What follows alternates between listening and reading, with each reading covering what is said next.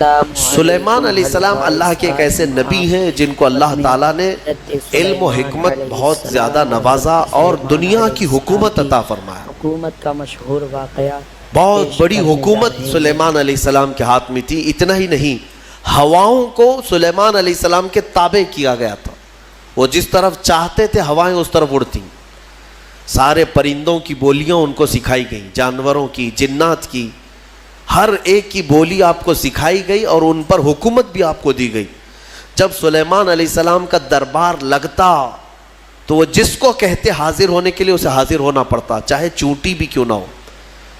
پرندوں میں، جانوروں میں کبھی جھگڑا ہوتا تو فیصلے کے لیے سلیمان علیہ السلام کے پاس آتے۔ جانوروں کے بھی فیصلے حضرت سلیمان علیہ السلام کیا کرتے۔ ایک مرتبہ ایسا ہوا کہ سلیمان علیہ السلام اپنے لشکریوں کے ساتھ کسی جگہ گزر رہے تھے اور وہ چونٹیوں کی آبادی سے گزرنے والے تھے، ابھی کافی دور تھے، 1 میل دور۔ تو چونٹیوں نے محسوس کر لیا کہ سلیمان علیہ السلام آ رہے ہیں، تو ان کی جو ملکہ ہے چونٹیوں کی، وہ کہتی ہے قالت نملۃ یا ایھا النمل ادخلوا مساکنکم لا یحطمنکم سلیمان وجنودہ وہم لا یشعرون۔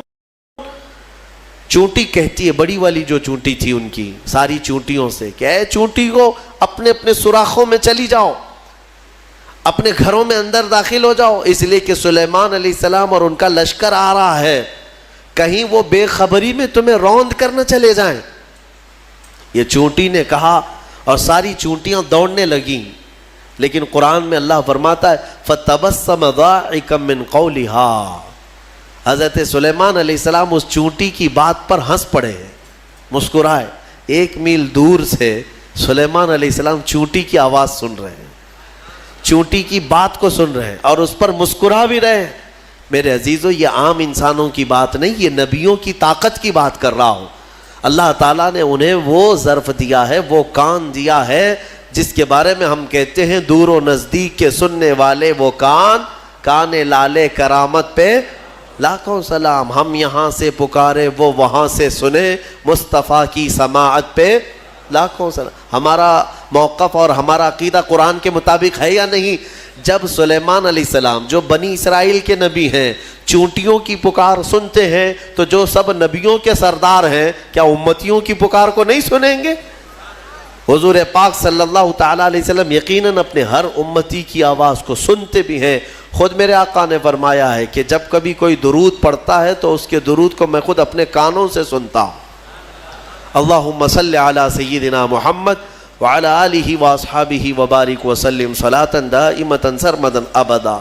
سلیمان علیہ السلام کے ساتھ ایک بار ایسا ہوا کہ آپ کا دربار لگا تھا، سارے لوگ حاضر تھے، جنات بھی ہیں وہاں پر، چرند پرند جانور حیوانات سب حاضر ہیں۔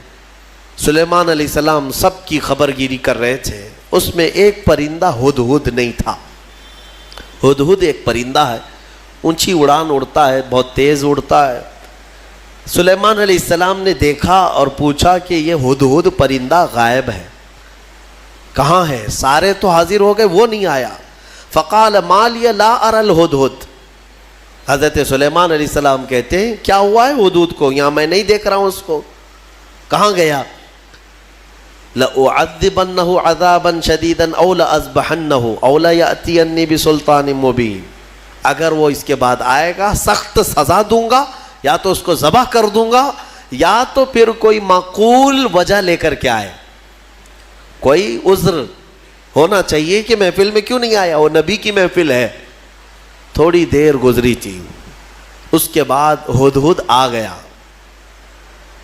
گیا اور پھر اس کے بعد حضرت سلیمان علیہ السلام کے پاس آ کر اپنی خبر دینے لگا۔ کیا؟ وہ کہتا انی وجدت امرأۃ تملکہم وأوتیت من کل شیء ولہا عرش عظیم۔ اے اللہ کے نبی، میں جو غائب تھا اس کی وجہ یہ ہے کہ میں اڑتے اڑتے ایک ایسے ملک میں پہنچ گیا جہاں میں نے دیکھا کہ ایک خاتون لوگوں پر حکومت کر رہی ہے، ایک لیڈی حکومت کر رہی ہے۔ وہ عورت، اس کو اللہ تعالیٰ نے بہت مال و دولت سے نوازا ہے، مردوں پر وہ حکومت کر رہی ہے۔ وجدتها وقومها يسجدون للشمس، لیکن وہ کہتا ہے ہدہد اس کی بات تو یہ ہے کہ میں نے اس کی قوم کو اور اس کو دیکھا کہ وہ سورج کی عبادت کرتے ہیں، اللہ کو چھوڑ کر سورج کی عبادت کرتے ہیں۔ پتہ یہ چلا کہ پرندوں کو بھی عجب لگتا ہے کبھی کوئی اللہ کے علاوہ دوسرے کی عبادت کرے۔ ہاں، یہ پرندے بھی ان پر لعنت بھیجتے ہیں، کہاں کہاں جھک رہے ہو تم؟ اللہ رب العزت جس نے پیدا کیا، سارے پرندے اگر کسی کی تسبیح بیان کرتے ہیں تو رب ذوالجلال کی۔ قرآن میں اللہ نے فرمایا وَإِن مِّن شَيْءٍ إِلَّا يُسَبِّحُ بِحَمْدِهِ، کوئی چیز دنیا میں ایسی نہیں جو اللہ کی حمد اور تسبیح نہ کر رہی ہو، وَلَكِن لَا تَفْقَهُونَ تَسْبِيحَهُمْ، ہاں یہ اور بات ہے کہ تم ان کی تسبیح کو سمجھ نہیں پاؤ گے۔ اگر کوا کائیں کائیں کر رہا ہے تو تمہیں کائیں کائیں لگے گا، لیکن وہ اللہ کی حمد بیان بھی کر رہا ہے، اسے سبحان بھی کہہ رہا ہے۔ تو پرندوں کو بھی عجب لگتا ہے جب سورج کے پرستشوں پجاریوں کو دیکھیں اور آگ کی پوجا کرنے والوں کو دیکھیں تو پرندوں کو بھی تعجب لگتا ہے۔ سلیمان علیہ السلام کے سامنے آ کر کے اس نے شکایت کیا، میں نے ایک عورت کو دیکھا ہے، اس کا نام سبا بلقیس ہے، اس کا نام سبا بلقیس ہے، اور وہ ایک بہت ہی عالی شان تخت پر بیٹھتی ہے، اس کا تخت بڑا مضبوط ہے، سونے اور چاندی سے جڑا ہوا، 80 گز لمبا 40 گز چوڑا، اتنا بڑا تخت ہے، اور اس کی حفاظت کے لیے جو لوگ مامور ہیں 7 دروازے بنائے گئے ہیں، اس کے اندر وہ تخت رکھا جاتا ہے، اور ہر دروازے پر پہرے دار الگ ہیں، باڈی گارڈ الگ ہے، جو اس تخت کے اندر تک جانے کے لیے بڑی سیکیورٹی ہے۔ تو اس تخت پر وہ بیٹھتی ہے اور اس کو اس پر ناز ہے۔ حضرت سلیمان علیہ السلام نے اس کو معاف کر دیا، چلو کوئی ایک معقول وجہ تو لے کے آیا ہے۔ تب پھر سلیمان علیہ السلام نے کہا ایک خط لکھو اس کے نام پر۔ خط لکھا حضرت سلیمان علیہ السلام نے، پھر اس سے کہا ہدہد سے لے جا اور اس کے پاس ڈال دے یہ خط۔ خط میں کیا تھا؟ سلیمان علیہ السلام نے اس خاتون کو کہا اس سورج کی پرستش اور غیر اللہ کی عبادت سے نکل آ، اللہ رب العزت کی عبادت کی طرف آ، میں تجھے دعوت دیتا ہوں۔ یہ خط میں تھا۔ دین کی دعوت دینا نبیوں کا کام ہی ہے، انبیاء کرام علیہ السلام کا یہی وتیرہ رہا ہے۔ یہ خط لے جا کر کے سبا بلقیس کے پاس ہدہد نے ڈال دیا۔ ہدہد کے اس خط کو دیکھ کر کے وہ پڑھتی ہے، اس کے بعد اس میں لکھا ہوا تھا انہو من سلیمان و انہو بسم اللہ الرحمن الرحیم، سلیمان کی طرف سے یہ خط آیا ہے اللہ کے نام سے شروع جو نہایت مہربان رحمت والا، اور اس کے بعد جو میٹر تھا اللہ تعالی علیہ واتونی مسلمین، گھمنڈ مت کر، میرے پاس مسلمان ہو کر کے آ جا۔ سلیمان علیہ السلام نے دعوت دی۔ تب سبا بلقیس، اس کا اپنا ایک رعب تھا، اس کی فوج تھی، اس کی رعایا تھی، حکومت تھی، تو اس نے اپنی قوم کے بڑے بڑے اعزاء کو بلایا، جو شرفاء تھے ان کو بلایا اور مشورے کے لیے پوچھا کہ لوگوں دیکھو میرے پاس سلیمان علیہ السلام کی طرف سے خط آیا ہے اور وہ مجھے بلا رہے ہیں کہ تو یہ سورج کی پرستش چھوڑ اور میرے دین پر آ جا، اللہ وحدہ لا شریک کی عبادت کر، تم لوگ کیا مشورہ دیتے ہو؟ تو لوگوں نے یہ کہا، اس کے جو وہاں محل کے پہرے دار تھے یا وزراء تھے، انہوں نے کہا قالوا نحن اولو قوت و اولو بأس شدید، ہم لوگ بہت طاقتور لوگ ہیں اور بہت سخت ترین حملہ کرنے والے لوگ ہیں، باقی معاملہ تمہارے اوپر ہے اے سبا بلقیس، اگر تم حکم دو گی تو ہم حملہ کریں گے، لڑیں گے۔ تو سبا بلقیس عقل والی خاتون تھی، اس نے کہا قالت ان الملوک اذا دخلوا قریۃ افسدوها، میں دیکھتی ہوں کہ جب بھی کوئی بادشاہ کسی ملک میں حملہ کرتا ہے تو پورا تباہ و برباد کر دیتا ہے، شہر کے شہر بکھر جاتے ہیں، وجعلوا اعزت اہلها اذلۃ، بڑے بڑے عزت والے لوگ ذلیل ہو جاتے ہیں، گھر ٹوٹ گئے، دکانیں برباد ہو گئیں۔ تو سبا بلقیس کا یہ جملہ توجہ سے کہ جب بھی کسی شہر پر یا کسی بستی پر یا کسی ملک پر حملہ ہوتا ہے تو بچتا کیا ہے؟ کھنڈرات، سب تباہ و برباد ہو جاتا ہے۔ لڑائیاں دو بادشاہوں کی ہوتی ہیں لیکن پوری تباہی قوم کی ہوتی ہے۔ ابھی ہم دیکھ رہے ہیں مسلسل اخبار یوکرین کی پڑھتے ہوں گے یا سنتے ہوں گے یا دیکھتے ہوں گے آپ لوگ. بات دو لوگوں کی اور اس میں پوری کی پوری قوم پس جاتی ہے. پورے کے پورے شہر رشیا نے ہلاک کر دیے. آج ہی جا کر کے اٹھا کر کے اخبار دیکھ لینا یا نیوز دیکھ لینا, ایک ایک شہر کو رشیا نے جو جلایا ہے 90% شہر جل چکا ہے, 90% شہر جلا ہوا ہے. جو بچے ہوئے لوگ تھے وہ مارے گئے ہیں یا جل گئے ہیں. باضابطہ میزائل داغے گئے, وہاں کی سرکاری حکومتیں توڑ دی گئیں, تباہ کر دی گئیں, گاڑیاں جلی ہوئی راکھ کی ڈھیر بنی ہوئی ہیں. ایک پورا پورٹ قبضے میں لے لیا. یوکرین چھوٹا سا ایک ملک ہے, لیکن رشیا پورے کے پورے ٹینک اتار دے, میزائل داغ دے, شہر کے شہر کو جلا دے. مزے کی بات تو یہ ہے کہ آتنکوادی نہیں ہے. ہاں, مزے کی بات تو یہی ہے کہ وہ ٹیررسٹ نہیں ہے, آتنکوادی نہیں ہے. آتنکوادی تو افغانستان والے ہیں, آتنکوادی تو ملک شام والے ہیں, یمن والے ہیں. دنیا کی اس دوہری پالیسی کو محسوس کرتے ہو کبھی؟ میڈیا والوں کی زبان سے سنا کہ رشیا آتنک پھیلایا ہوا ہے, دہشت پھیلایا ہوا ہے. ارے اس نے نہ جانے کتنوں کو ہلاک کر دیا ابھی 50 دن کے اندر. 50 دن کے اندر بھوکے پیاسے لوگ ہیں وہاں پر. آج یہ ڈھکی چھپی بات نہیں, سب کی آنکھوں کے سامنے ہے. لیکن کوئی کہتا ہے اس پر؟ دو سپر پاور لوگوں کی لڑائیاں ہیں. دنیا اس میں بات کرنے سے بھی گھبراتی ہے. ہاں, کوئی سرکاری کمنٹ نہیں کرے گا ابھی رشیا کے بارے میں کہ تو ٹیررسٹ ہے یا تو آتنکوادی ہے, کیونکہ ان کو بھی اپنے انجام کی فکر ہے, کہیں یہ دادا ہمارے اوپر بھی حملہ نہ کرے.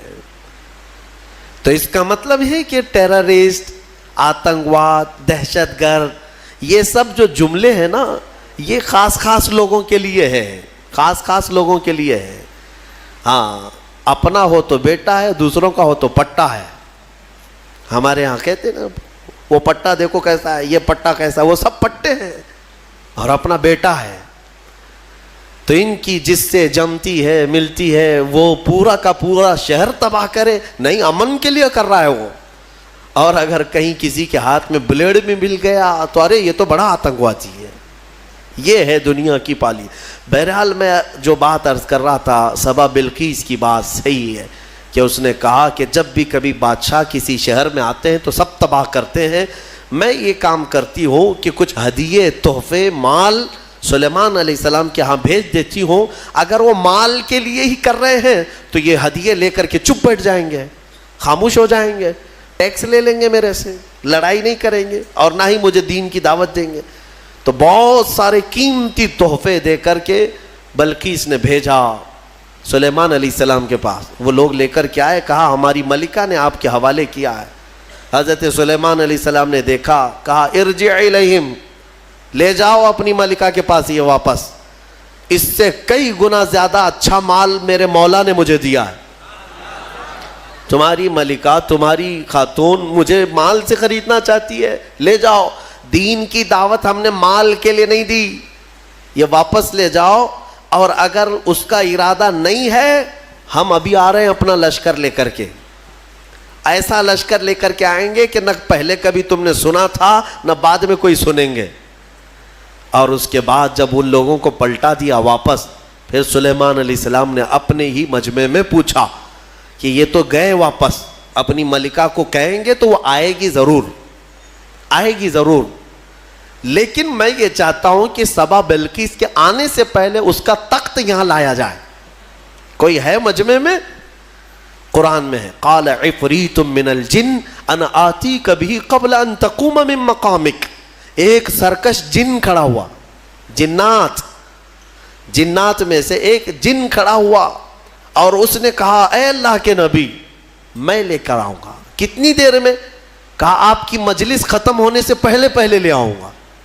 سلیمان علیہ السلام فلسطین میں ہے اور سبا بلقیس غالباً یمن کے کسی علاقے میں.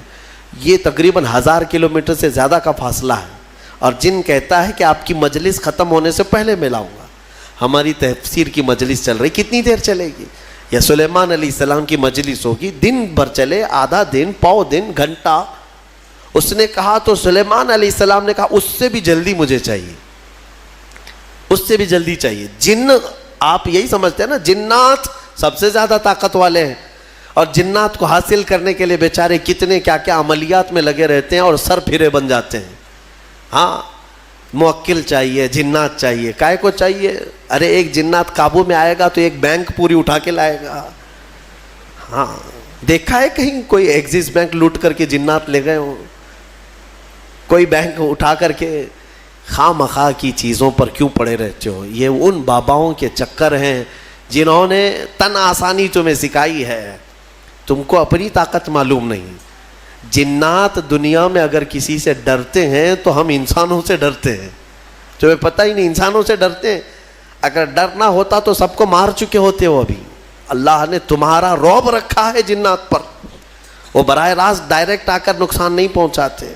خیر اس کے بعد ہوا کیا؟ قال الذی عنده علم من الکتاب انا آتیک به قبل ان یرتد الیک طرفک۔